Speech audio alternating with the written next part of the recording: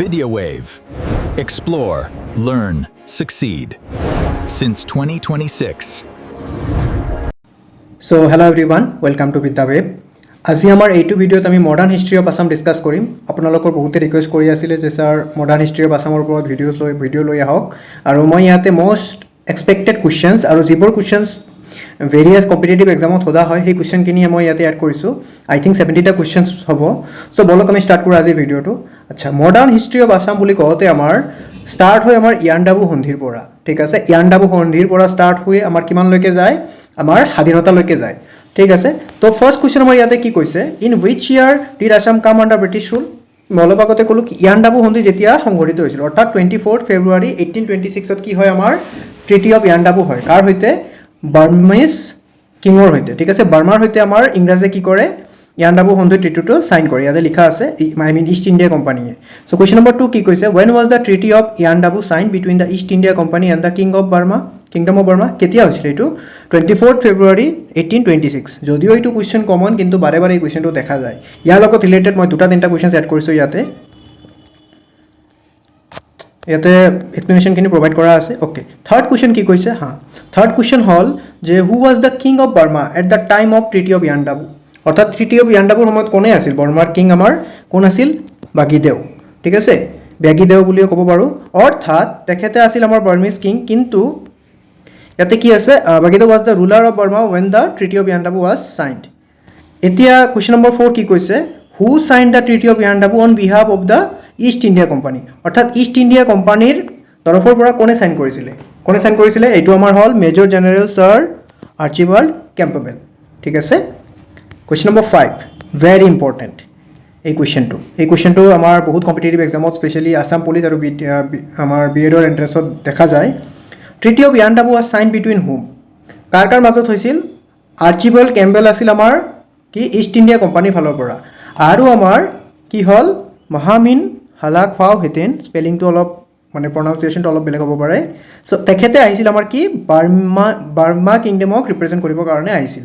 অৰ্থাৎ বাগীদেউ কিন্তু নিজে অহা নাছিলে। ঠিক আছে, তেখেতে এজন ৰিপ্ৰেজেণ্টেটিভ পঠাইছিল, যোনে কি কৰিছিলে আৰ্চিবাল্ড কেম্পবেলৰ সৈতে ট্ৰিটি অফ ইয়াণ্ডাবু চাইন কৰিছিলে। অ'কে, মই এতিয়া এক্সপ্লেনেশ্যনখিনিও প্ৰভাইড কৰি দিছোঁ।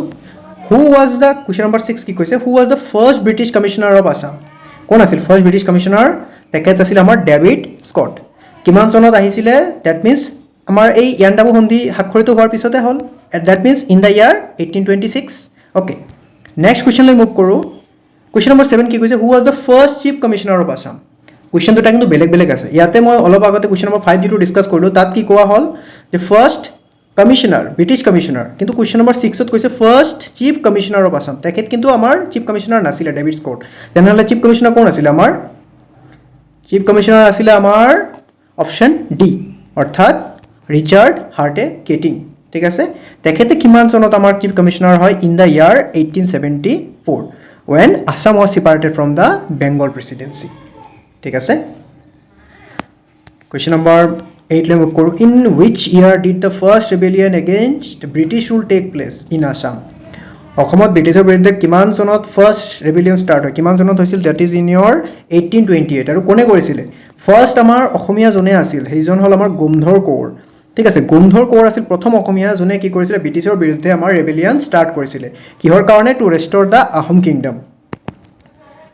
ত' কুৱেশ্যন নম্বৰ 11 কি কৈছে, in which year was lower Assam permanently annexed by the British. Lower আছামক কিমান চনত পাৰ্মানেণ্টলি এনেক্স কৰে ব্ৰিটিছে? In the year 1828।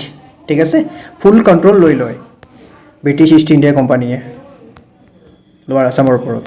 Question number 10 কি কৈছে, কুৱেশ্যন নম্বৰটো অলপ কুৱেশ্যনটো অলপ উল্টা পুল্টা হৈছে দেই, ক্ষমা কৰিব। কুৱেশ্যন নম্বৰ 10 কি কৈছে ইয়াতে, the Kachari kingdom was annexed by the British in 1832 under which doctrine. অৰ্থাৎ 1832 কি কৈছে, কছাৰী কিংডমক ব্ৰিটিছে এনেক্স কৰে কোনটো ডক্টৰাইনৰ হিচাপত? ডক্টৰাইন অফ লেপছৰ হিচাপত। ঠিক আছে, okay. Next question number 11, who was the ruler of north Cachar before its annexation by the British. এই কুৱেশ্যনটোত অপশ্যন কি হ'ব? উত্তৰ হ'ব আমাৰ তুলাৰাম সেনাপতি। এতে মনত ৰাখিব, নৰ্থ কাছাৰ বুলি ক'লে কিন্তু আমাৰ তুলাৰাম সেনাপতি হ'ব। কিন্তু যদি আমাৰ কাছাৰৰ কথা কয়, ঠিক আছে, তেতিয়া কিন্তু আমাৰ আহিব কোন?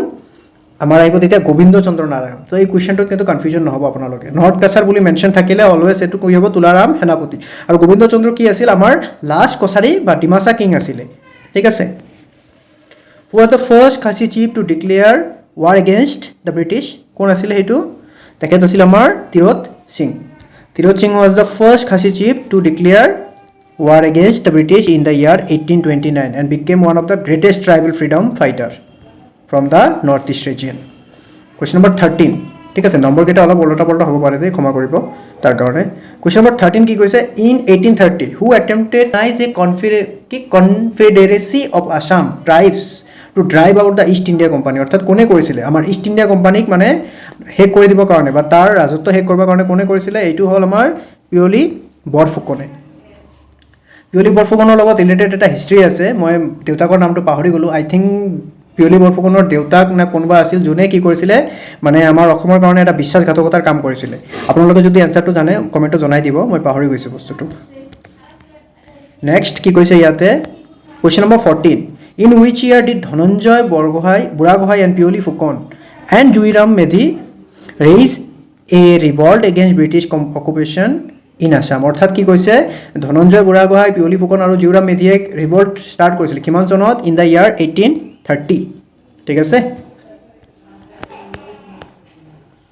অ'কে নেক্সট কি কৈছে in which year Piyali Phukan hanged Piyali ফুকনক কেতিয়া ফাঁচি দিয়া হয় 26 জুলাই 1830 চনত ঠিক আছে কিহৰ কাৰণে কাৰণ তেখেতে কি কৰিছিলে যে এটা কনস্পিৰেচি কৰিছিলে against the British rule Why is the year 1836 important in the history of Assamese language and literature? কিয় এইটো ইম্পৰ্টেণ্ট হয় কাৰণ কি কৰা হৈছিল এই সময়ছোৱাত আমাৰ অসমত বেংগলী লেংগুৱেজটো কি কৰা হৈছিল একদম থপি দিয়া হৈছিল ইম্প'জ কৰি দিয়া হৈছিল as the official language by the British ঠিক আছে সেইকাৰণে কি এইটো বহুত ইম্পৰ্টেণ্ট হয় আৰু ইয়াক মানে আমাৰ অসমৰ কাৰণে অলপ ব্লেক ইয়াৰ বুলিও কোৱা হয় ঠিক আছে ইয়াতে মই লিখি দিছোঁ Assamese with Bengali as the official language Question number 17 কি কৈছে in which year was Kasar placed under commissionerate of Dhaka অৰ্থাৎ ঢাকাৰ কমিশনাৰেট কেতিয়া প্লেস কৰা হয় কাছাৰক in the year 1836 ঠিক আছে নেক্সট কোৱেশ্চনলৈ মুভ কৰোঁ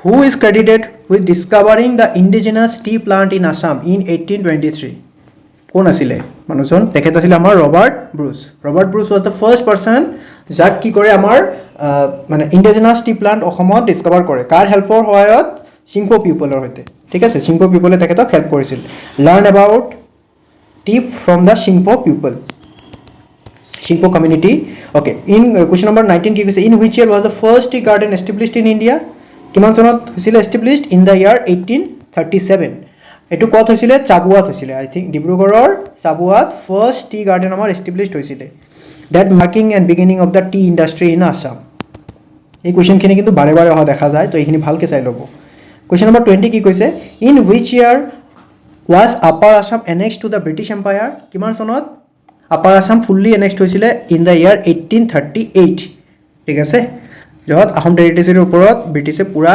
শাসন বা কন্ট্ৰল লৈ ল'লে in question number 21 in which year was the Assam Tea Company established Assam Tea Company কেতিয়া স্থাপন হৈছিল in the year 1839 and became the first company to commercially produce tea in Assam ঠিক আছে Assam Tea Company became the first tea company জনে কি কৰিলে tea production start কৰিলে অসমত question number 22 who is known as the first tea planter of Assam কোন আছিল তেখেত আছিল আমাৰ মণিৰাম দেৱান ঠিক আছে জনে কি কৰিছিলে এষ্টাব্লিছ কৰিছিলে টি গাৰ্ডেনছ কত চিনামৰা আৰু চেলেঙত নিয়াৰ যোৰহাট ডিস্ট্ৰিক্ট ঠিক আছে যাক ফাৰ্ষ্ট টি প্লান্টাৰ অফ আসাম বুলি জনা যায় আৰু মনত ৰাখিব মণিৰাম দেৱান কিন্তু মানে ইয়াৰ তেখেতৰ লগত এটা ফ্যাক্ট কি মণিৰাম দেৱানে ফাৰ্ষ্ট কিন্তু আমাৰ মানে ব্ৰিটিছৰ হৈতে আছে ঠিক আছে ব্ৰিটিছক সাপোৰ্ট কৰিছিলে বাট আফটাৰ সাম টাইম তেখেতে গম পালে যে ব্ৰিটিছ আমাৰ ভালৰ কাৰণে অহা নাই আমাৰ ক্ষতি কৰিবৰ কাৰণে আহিছিলে তেতিয়া তেখেতে ৰিভল্ট ষ্টাৰ্ট কৰিছিলে আমি পঢ়িম কোৱেশ্চন কেইটা ৰিলেটেড কিন্তু এটো ভেৰি এটা ইম্পৰ্টেন্ট ফ্যাক্ট ওকে নেক্সট কোৱেশ্চনলৈ মুভ কৰো in which year did the Assam tea company began commercial tea production কিমান চনত in the year 1840 1839 কি হয় আমাৰ কোম্পানী এষ্টাব্লিছড হয় আৰু 1840 ৰ আমাৰ কি কমাৰ্শিয়েল টি প্ৰডাকশন ষ্টাৰ্ট হয় ঠিক আছে কোৱেশ্চন নম্বৰ 24 কি কৈছে in which year were the Mattak and Shodhia regions annexed by the British কিমান চনত এইটো হল আমাৰ 1842 কিহৰ কাৰণে কৰিছিলে to extend the British authority over eastern Assam ঠিক আছে শদিয়া আৰু মটক কিংডমক তেখেত কি ব্ৰিটিছসকলে নিজৰ অধীনত কৰি লৈছিলে 1842 Question number 25 কি কৈছে in which year was the Kosari kingdom annexed by the British after the assassination of King Gobindo Chandra অৰ্থাৎ কিং গোবিন্দ চন্দ্ৰক হত্যা কৰি কিমান চনত ব্ৰিটিছে কি কৰিছিল কছাৰী কিংডমক নিজৰ অধীনলৈ আনিছিলে এইটো আছিল ইন দা ইয়াৰ 1832 কত গল অপশন সি ঠিক আছে 1832 কি কৰিছিল ব্ৰিটিছে আমাৰ এই কি এনেক্স কৰিছিল কছাৰী কিংডম কিং গোবিন্দ চন্দ্ৰক হত্যা কৰা হৈছিল ইন দা ইয়াৰ 1830 ঠিক আছে Question number 26 in which year was the first Assamese periodical published very important question by the American Baptist missionaries First Assamese periodical কিমান চনত পাবলিশ কৰা হয় in the year 1846 আৰু এটো কোনটো আছিল এইটো আছিল আমাৰ অৰুণোদয় ঠিক আছে Arunodoi was the first Assamese periodical যেটো পাবলিশ কৰিছিল কোনে আমেৰিকান বেপ্টিষ্ট মিশনে কিমান চনত 1846 চনত কৰ পৰা শিৱসাগৰৰ পৰা very important ইয়াতে কিন্তু বহুত কিটা কোৱেশ্চন জেনাৰেট হ'ব পাৰে ঠিক আছে এই মই যিখিনি এক্সপ্লেনেশন দিছো ইয়াৰ পৰা দুটা তিনটা কোৱেশ্চন জেনাৰেট হ'ব পাৰে Question number 27 কি কৈছে in which year was Sadia annexed by the British অলপ আগতে পঢ়িলো I think question to repeat হল এটো কিমান আছিল অপশন সি 1842 ঠিক আছে okay next question number 28 very important এইটো question কি কৈছে in Assam the period from 1826 to 1858 কি বুলি জনা যায় লাইক এইটো আমাৰ কোম্পানী ৰাজ বুলি জনা যায় কাৰণ 1858 লৈকে আমাৰ অসমত বা ইন্ডিয়াত কি কৰিছিল কোম্পানী ইষ্ট ইন্ডিয়া কোম্পানীৰ ৰাজত্ব কৰিছিল কিন্তু এতিয়া হেক কেতিয়া হয় যেতিয়া আমাৰ সিপাহী বিদ্ৰোহ ষ্টাৰ্ট হয় ইন দা ইয়াৰ 1857 তাৰ পাছত এই কোম্পানী ৰাজ হেক কৰি আমাৰ কি হল ব্ৰিটিছ শাসন start hall ইন্ডিয়াত okay Question number 29 which act transferred power from East India Company to the British Crown অলপ আগতে কলো কোনটো হ'ব গভৰ্ণমেণ্ট অফ ইণ্ডিয়া এক্ট 1858 এটো কেতিয়া হৈছিল কাৰণ আমাৰ 1857 ৰ সিপাহী বিদ্ৰোহৰ পিছত এইটো এক্ট বনোৱা হৈছিল following the revolt of 1857 okay question number 30 কি কৈছে who was the leader of the 1857 revolt in Assam কোন আছিল 1857 চনৰ সিপাহী বিদ্ৰোহৰ লিডাৰ অসমত আছিল আমাৰ মনিৰাম দেৱান ঠিক আছে মনিৰাম দেৱানে আমাৰ অসমত লিড কৰিছিল তেখেতে কি কৰিছিল he worked to restore the Ahom monarchy and organized resistance against British rule অলপ আগতে কলো তেখেতে কিন্তু ফাৰ্স্ট ব্ৰিটিছৰ সাপোৰ্ট কৰিছিল বা যেতিয়া গম পালে যে ব্ৰিটিছ আমাৰ ভালৰ কাৰণে অহা নাই তেতিয়া মানে ৰেজিস্ট্যান্স কৰা স্টাৰ্ট কৰিলে ব্ৰিটিছ শাসনৰ Question number 31 কি কৈছে who was popularly known as the Kolita Raja among the people of Upper Assam কোন আছিল এইটো হ'ব আমাৰ অপশন সি মনিৰাম দেৱান ঠিক আছে মনিৰাম দেৱানক কি বুলি জনা যায় আমাৰ কলিতা ৰাজা বুলি জনা যায় because of his popularity and influence among people of Upper Assam Question number 32 when was Moniram Dewan publicly hanged for his involvement in the revolt against British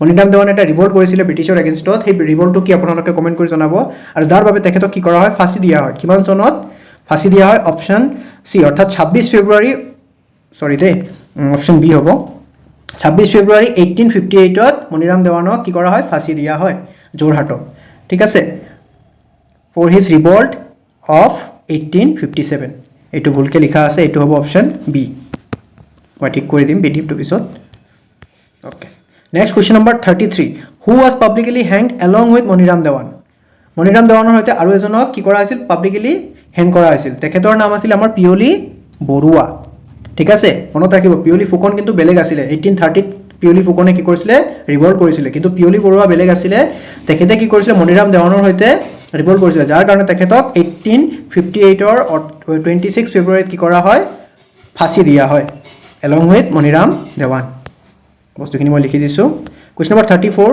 what was the main reason for hanging Moniram Dewan Moniram Dewanক ফাঁসি দিয়াৰ মূল উদ্দেশ্যটো কি আছিল মূল কাৰণটো আছিল he was identified as the chief conspirator in the plan to place কন্দবেশ্বৰ Singh on the throne অৰ্থাৎ মনিৰাম দেৱানে কি প্ল্যান কৰিছিল মনিৰাম দেৱানে প্ল্যান কৰিছিল কন্দবেশ্বৰ সিংহক অৰ্থাৎ মানে আমাৰ আহোম ৰাজ পুনৰ সংস্থাপন কৰিবৰ কাৰণে এটা কনস্পিৰেসি কৰিছিল যাৰ ফলত বা যাৰ ৰিজনৰ কি কৰা হয় তেখেতক ফাঁসি প্ৰদান কৰা হয় Question number 35 which of the following place is associated with the Sepoy mutiny in Assam কোনটো হয় সিপাহী বিদ্ৰোহৰ হৈতে মানে জড়িত বা ৰিলেটেড এটো হল আমাৰ নৰ্থব্ৰুক গেট কত আছে জোৰহাটত আছে ঠিক আছে যেটো আমাৰ সিপাহী বিদ্ৰোহৰ হৈতে জড়িত বুলি জনা যায় Jorhat Northbrook Gate and the public execution of Moniram Dewan এতে মনিৰাম দেৱানক কি কৰা হৈছিল পাবলিকলি ফাঁসি দিয়া হৈছিল Question number 36. There were two British Army regiments stationed in Assam. The first is Assam Light Infantry at Dibrugad, and second to কি হ'ব? দুটা আমাৰ আৰ্মি ৰেজিমেণ্ট ব্ৰিটিছৰ আছিলে, এটা আছিলে আমাৰ ডিব্ৰুগড়ত যিটো হ'ল আমাৰ ফাৰ্ষ্ট আছাম লাইট ইনফেণ্ট্ৰি, আৰু এটা ছেকেণ্ড আছাম লাইট ইনফেণ্ট্ৰি ক'ত আছিলে? গুৱাহাটীত আছিলে। ঠিক আছে, এইটো কিন্তু ভেৰি ইম্পৰ্টেণ্ট কুৱেশ্যন হয়, মনত ৰাখিব। Question number 37 কি কৈছে? Where did the first peasant uprising against British rule in Assam take place? অৰ্থাৎ কৃষক বিদ্ৰোহ পোনপ্ৰথমে অসমত ক'ত ষ্টাৰ্ট হৈছিলে আৰু কোনটো আছিলে? সেইটো আছিলে আমাৰ ফুলগুৰি ধেৱা। ফুলগুৰি ধেৱাত কি হ'ল? ফুলগুৰি ধেৱাত ৰাইজ মেল এটা অনুষ্ঠিত হৈছিলে। কিহৰ কাৰণে? কিহৰ প্ৰটেষ্টৰ কাৰণে? ব্ৰিটিছে কি কৰিছিলে? আমাৰ তামোল টেক্সেশ্যন কৰিছিলে। ঠিক আছে, টেক্সেশ্যন পাণ এণ্ড তামোল, তাৰ মানে ৰিভল্ট কৰিবৰ কাৰণে, তাৰ ৰেজিষ্টেঞ্চ কৰিবৰ কাৰণে তেখেতসকলে কি কৰিছিলে? ফুলগুৰি অৰ্থাৎ নগাঁৱত ৰাইজ মেল অনুষ্ঠিত কৰিছিলে। এইটোত কি কৰা হৈছিল? During which British officer lieutenant Singer was killed. Lieutenant সিংগাৰৰ মূৰত এজনে মাৰিছিলে। ঠিক আছে, তাৰপিছত তেখেতৰ মৃত্যু হৈ যায় আৰু তেখেতক নদীত মানে উটুৱাই দিয়া হয়। হিষ্ট্ৰী যেতিয়া আমি ফুল ক্লাছ কৰিম তেতিয়া বস্তুখিনি ডিছকাছ কৰিম, এতিয়া আমি জাষ্ট MCQ প্ৰেক্টিছ কৰি আছোঁ।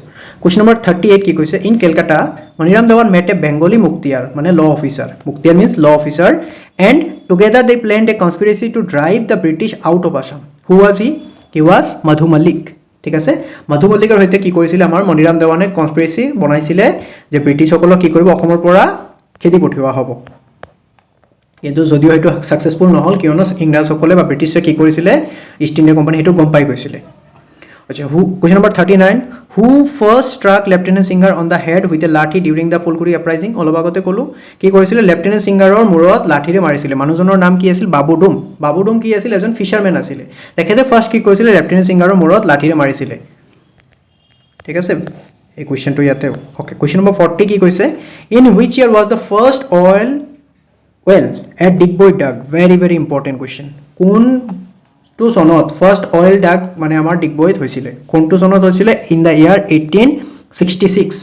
মানে প্ৰথম মানে আমাৰ তেলৰ যিটো কুঁৱা বুলি ক'ব পাৰোঁ। ঠিক আছে, সেইটো আমাৰ খন্দা হৈছিলে 1866ত। কমাৰ্চিয়েল প্ৰডাকশ্যন কিন্তু পিছত ষ্টাৰ্ট হ'ল, কিন্তু 1866ত কি কৰা হৈছিলে? এই তেলৰ কুঁৱাটো খন্দা হৈছিলে। আৰু এইটোৱে কি কৰিছিলে? আমাৰ বিগিনিং কৰিছিলে কিহৰ? Petroleum industry in Assam. Question number 41, in which year was the first Assamese dictionary published? First Assamese dictionary published হৈছিলে কোনটো ইয়াৰত? In the year 1867. মনত ৰাখিব, 1867ত পাব্লিছ হোৱা ফাৰ্ষ্ট Assamese dictionary কিন্তু আমাৰ অসমৰ মানুহে লিখা নাছিল। এইটো আমাৰ টাইটেল আছিলে এইটো, এ ডিকশ্যনাৰী ইন আছামিজ এণ্ড ইংলিছ। কোনে লিখিছিলে? এইটো কম্পাইল কৰিছিলে American missionary doctor miles Bronson. ঠিক আছে, য'ত কোনটো? শিৱসাগৰত। আমাৰ অসমৰ কাৰণে আৰু এটা বেলেগ আছিলে, কিন্তু ফাৰ্ষ্ট Assamese dictionary আছিলে এইটো। অসমীয়া মানুহ এজনে লিখিছিলে। সেইটো কি আপোনালোকে কমেণ্ট কৰি জনাব। ইয়াৰ পিছত যিটো হৈছিলে, কোনটো ইয়াৰত পাব্লিছ কৰিছিলে আৰু কোনে লিখিছিলে, আৰু সেই টাইটেলটো কি আছিলে ডিকশ্যনাৰীটোত, আপোনালোকে কমেণ্ট কৰি সেইটো তলত জনাই দিব। Okay, next question, which period is known as the dark age of the Assamese language? কোনটো পিৰিয়ডক মানে একদম ডাৰ্ক এজ বুলি জনা যায়? কোনটো পিৰিয়ড হ'ব? এইটো হ'ব আমাৰ 1836ৰ পৰা 1873। কিয়? কাৰণ এই সময়ছোৱাত কি কৰা হৈছিলে? বেংগলী ফুল্লি ৰিপ্লেচ কৰি দিছিলে আমাৰ আছামিজ লেংগুৱেজক এজ দ্য অফিচিয়েল লেংগুৱেজ। ঠিক আছে, তাত এডমিনিষ্ট্ৰেশ্যন, এডুকেশ্যন চবখিনি কিহত প্ৰভাইড কৰা হৈছিলে? বেংগলীত প্ৰভাইড কৰা হৈ আছিলে অসমত। তাৰ কাৰণে ইয়াক কি বুলি কোৱা হয়? Dark age of the Assamese language বুলি কোৱা হয়। কুৱেশ্যন নম্বৰ 43 কি কৈছে? In which year did Assam becomes a chief commissioner province? কিমান চনত হৈছিলে এইটো? এইটো হ'ব আমাৰ 1874, যেতিয়া আমাৰ কি হ'ল? বেংগলৰ পৰা অসম ছিপাৰেট হ'ল, হয়নে? Next question number 44, during the colonial period Assam was tagged with which province? Colonial পিৰিয়ডৰ সময়ত আছামক কোনটো প্ৰভিন্সৰ সৈতে টেগ কৰা হৈছিলে? কোনটো প্ৰভিন্স আছিলে? এইটো আমাৰ চিলেক্টৰ সৈতে টেগ কৰা হৈছিলে। ঠিক আছে, চিলেট বৰ্তমান যিটো আমাৰ বাংলাদেশত আছে। দ্য ডিষ্ট্ৰিক্ট অফ চিলেক্ট কি আছিলে? আছামৰ এডমিনিষ্ট্ৰেটিভ কনভিনিয়েন্সৰ কাৰণে ইয়াতে লিখা আছে। The district of Sylhet was attach to Assam for administrative convenience in the year কিমান চনত? 1874। নেক্সট কুৱেশ্যনলৈ মুভ কৰোঁ। কুৱেশ্যন নম্বৰ 45 কি কৈছে ইয়াতে? When did the Rangia peasant uprising take place? অৰ্থাৎ ৰঙিয়াতো এটা কি হৈছিলে? আমাৰ কৃষক বিদ্ৰোহ হৈছিলে। এইটো কিমান চনত হৈছিলে? এইটো হৈছিলে আমাৰ 24 ডিচেম্বৰ 1893। আৰু এইটো কিহৰ দ্বাৰা ইনস্পায়াৰ্ড আছিলে? এইটো ইনস্পায়াৰ্ড আছিলে আমাৰ ফুলগুৰি ধাৱাৰ সৈতে। অৰ্থাৎ ফুলগুৰি আপৰাইজিঙৰ ওপৰত, আপৰাইজিঙৰ দ্বাৰা ইনস্পায়াৰ হৈছিলে এইটো, য'ত কি হৈছিলে? আমাৰ ৰঙিয়া যিটো পিজেণ্ট আপৰাইজিং, তাতে কি কৰিছিলে? প্ৰটেষ্ট কৰিছিলে against the increase land revenue by the I mean East India কোম্পানীয়ে কি কৰিছিলে আমাৰ লেণ্ড ৰেভিনিউটো ইনক্ৰিজ কৰি দিলে, যাৰ ফলত এটা ৰাইজ মেলৰ অনুষ্ঠিত কৰা হৈছিলে আমাৰ ৰঙিয়াত, আৰু যিটো ইনস্পায়াৰ্ড আছিলে বাই the Phulguri dhaba.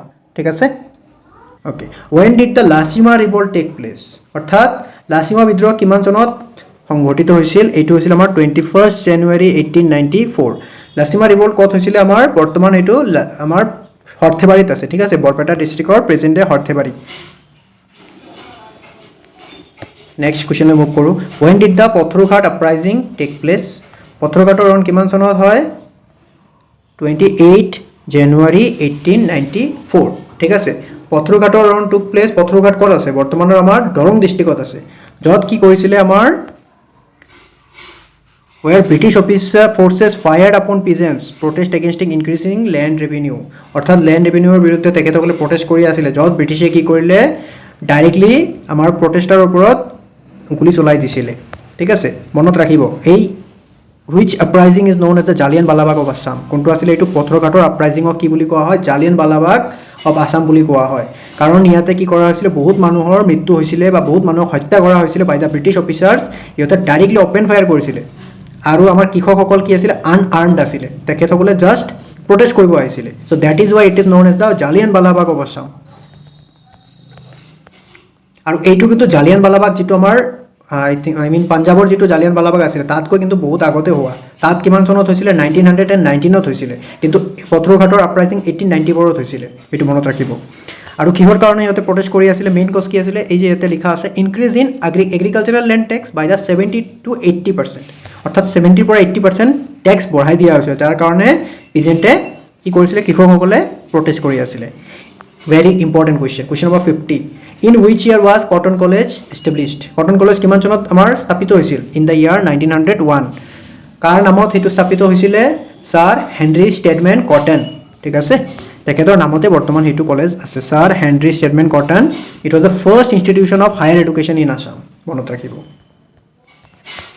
Question number 51. In which year was the Digboi refinery established? ডিগবৈত কুঁৱা খোদা হৈছিলে কিমান চনত? 1866। ৰিফাইনাৰী কেতিয়া এষ্টাব্লিছ হৈছিলে? ইন দ্য ইয়াৰ 1901।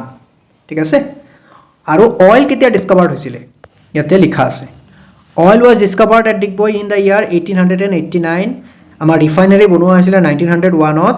ঠিক আছে, এই গোটেইখিনি লিখা হৈছে। আৰু ডিগবৈ ক'ত আছে? আমাৰ চবে জানো তিনিচুকীয়া ডিষ্ট্ৰিক্টত আছে।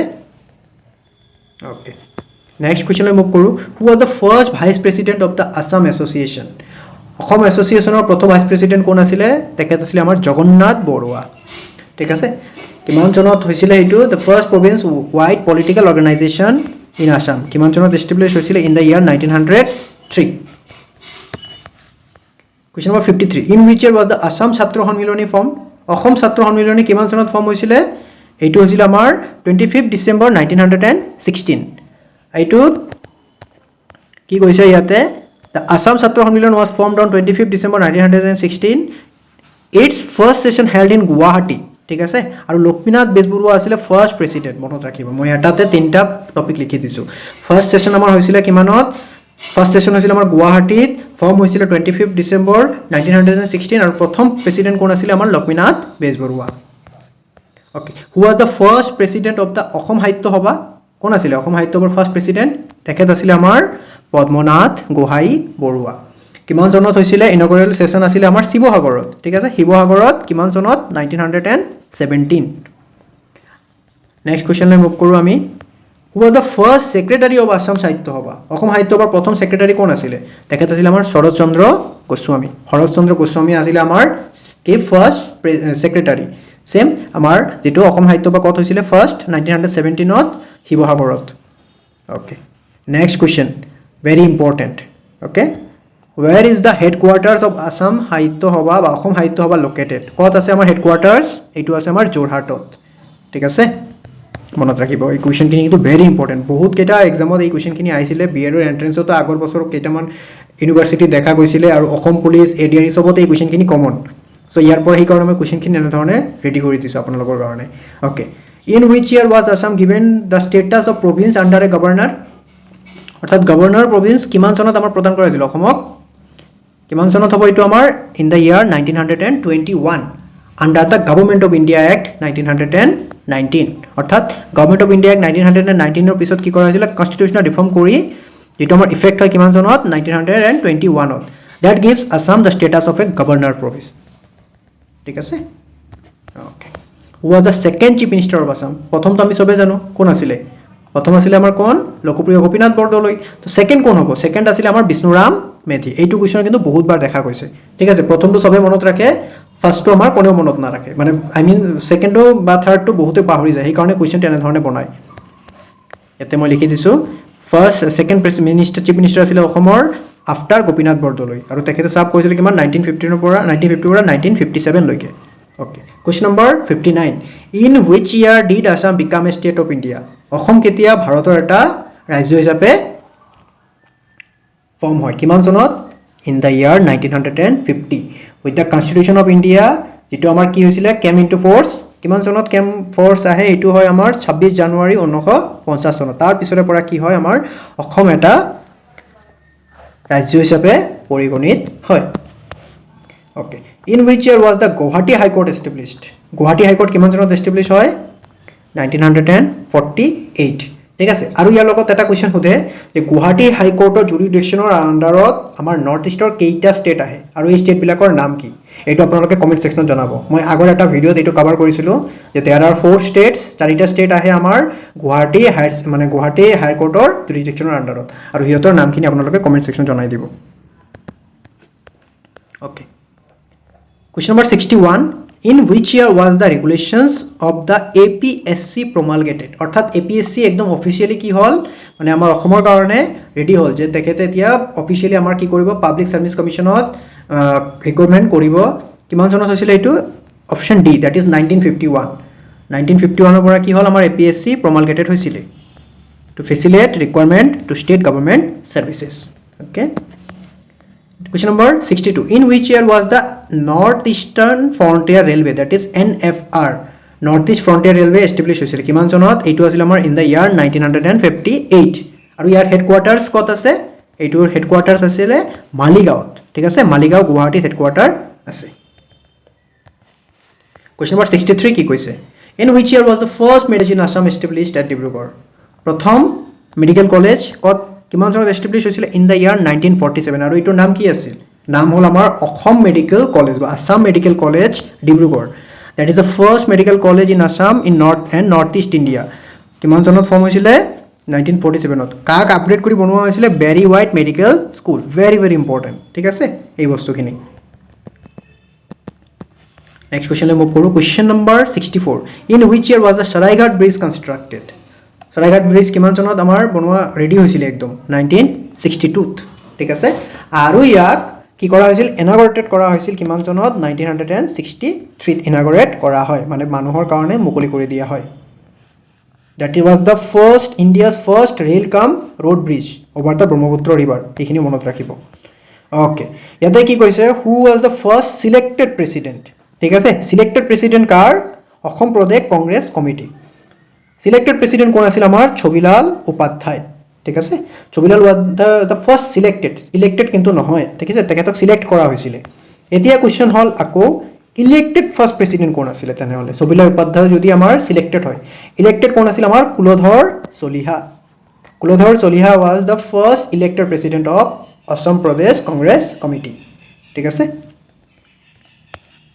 okay which act made Assam an autonomous province কোনটো একটা অসমক এটা অটোনমাস প্ৰভিন্স হিচাপে চিহ্নিত কৰে এইটো আছিল আমাৰ গভৰ্ণমেণ্ট অফ ইণ্ডিয়া এক্ট 1935 ঠিক আছে যেটো কি কৰে আমাৰ প্ৰভিশনাল অটোনমি প্ৰভাইড কৰিছিল অসমক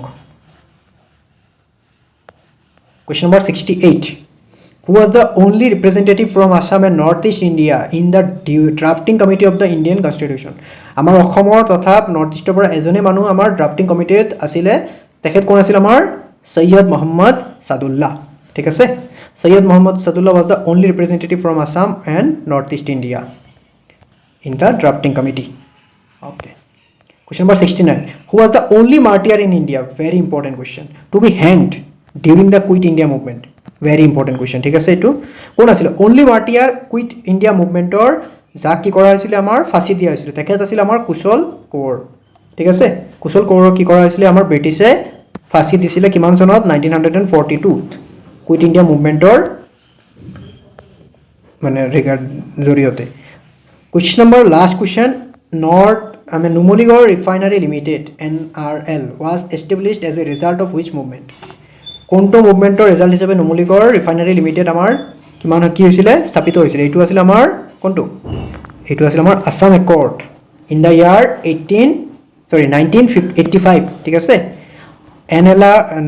NRL যিটো আমাৰ নুমলীগড় ৰিফাইনাৰী হয় এইটো আমাৰ আছাম একৰ্ড 1958ৰ কি কৰা হৈছিল এইটোৰ পিছত বনোৱা হৈছিল আৰু এটা বস্তু মনত ৰাখিব দুটা ফেক্টছ আছে ইয়াতে যেটো আমাৰ অসম গণ পৰিষদ বৰ্তমানৰ যেটো পাৰ্টি হয় ঠিক আছে এইটো ফৰ্ম হৈছিল আমাৰ 1958ত after the Assam movement and Assam accord it became power in Assam তাৰ পিছত অসমত কি হয় এইটোৰ মানে পাৱাৰত আহে আৰু আণ্ডাৰ দা লিডাৰশ্বিপ অফ কোন প্ৰফুল্ল কুমাৰ মহন্ত ঠিক আছে তো এই কেইটা ফেক্ট আছিল আমাৰ মডাৰ্ণ আছামৰ সৈতে ৰিলেটেড এই কুৱেশ্যন কেইটা বহুত আৰু কুৱেশ্যন থাকিব পাৰে বাট আমাৰ বিএডৰ কাৰণে বৰ্তমান এইখিনি কুৱেশ্যন সাফিচিয়েণ্ট ইয়াৰ পৰা কুৱেশ্যন দেখা যায় আহিলে সো আশা কৰিম আপোনালোকৰ কাৰণে ভিডিঅ'টো হেল্পফুল হ'ব মই যিমান শৰ্ট কৰিব পাৰোঁ ভিডিঅ'টো শৰ্টকৈ ৰেকৰ্ড কৰিছোঁ আপোনালোকৰ কুইক ৰিভিজনৰ কাৰণে ভাল হ'ব আৰু মই গোটেইখিনি ফেক্টছ ইয়াতে প্ৰভাইড কৰি দিছোঁ এইটো PDF আমাৰ টেলিগ্ৰাম চেনেলত পাই যাব ঠিক আছে তাৰ কাৰণে মই ডেছক্ৰিপশ্যনত লিংকটো প্ৰভাইড কৰি দিম টেলিগ্ৰাম চেনেল আমাৰ হোৱাটছএপ গ্ৰুপৰ লিংক বা আদাৰ ছ'চিয়েল মিডিয়া যিবিলাক আমাৰ মোৰ সৈতে বা আমাৰ কমিউনিটিৰ সৈতে কানেক্ট কৰিবৰ কাৰণে চ' তাৰ পৰা আপোনালোকে ডাউনলোড কৰি ল'ব